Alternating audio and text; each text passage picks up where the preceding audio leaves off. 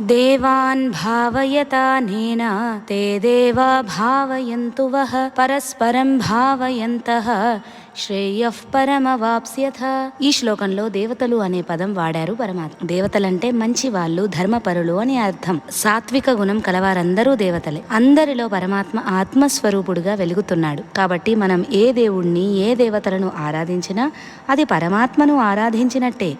ఏ ఏ దేవతలను ఆరాధిస్తే ఆయా ఫలాలు మనకు లభిస్తాయి. దేవతారాధన కూడా ఒక యజ్ఞమే. ముందు శ్లోకంలో చెప్పినట్టు ఏ యజ్ఞం కానీ కర్మ కానీ స్వార్థ బుద్ధితో కాకుండా సమాజహితం కొరకు చేస్తే అది కూడా దేవతారాధన కిందకే వస్తుంది. మంచి ఫలితాలను ఇస్తుంది. దాని ద్వారా జ్ఞానం కలుగుతుంది. ఆ జ్ఞానం మోక్షానికి దారి తీస్తుంది. కాబట్టి పరమాత్మ పరంగా చేసే ఏ పనైనా అది యజ్ఞమే. యోగశాస్త్రే శ్రీకృష్ణార్జున సంవాదే ఆత్మసంయమ యోగో నామ షష్ఠోऽధ్యాయః.